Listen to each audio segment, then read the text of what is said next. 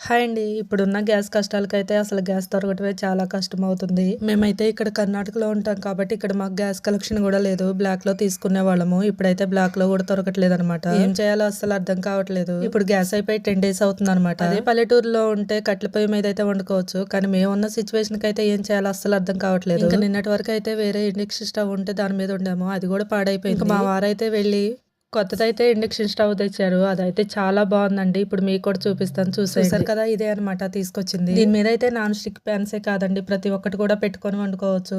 చూసారు కదా, ఇది ఆన్ ఆఫ్ ఎలా చేయాలో కూడా చూపిస్తాను చూసేయండి. దీంట్లోనైతే మనం టైం కూడా సెట్ చేసుకోవచ్చు అండి. టైం సెట్ చేసి పెట్టుకుంటే అదే టైం కి అదే ఆఫ్ అవుతుంది. స్టవ్ అయితే నాకు చాలా బాగా నచ్చింది, కానీ దీన్ని అయితే జాగ్రత్తగా వాడుకోవాలి. ఇది యూజ్ చేసేటప్పుడు అయితే పైన చేతులు అస్సలు పెట్టకూడదు. ఎక్కువగా వాటర్ కూడా వేసి అస్సలు తొడవకూడదండి. ఇదైతే మాకు 1 ఇయర్ వారంటీ ఇచ్చారు. ఈ 1 ఇయర్ లో ఏమన్నా అయితే మళ్ళీ రిటర్న్ ఇవ్వచ్చు. ఈ స్టవ్ అయితే కాస్ట్ ఎంత పడి ఉంటుందో మీరు కామెంట్ చేయండి. ఈ స్టవ్ మీదకైతే ఒక స్టాండ్ కూడా ఇచ్చారండి. దీని మీద అయితే అప్పడాలు కానీ ఏమన్నా వేయించుకోవడానికి ఇది పెట్టుకొని చూసారు కదా, ఎలా అనిపించిందో కామెంట్ చేసి సబ్స్క్రైబ్ చేసుకొని ఫాలో అవ్వండి. బాయ్.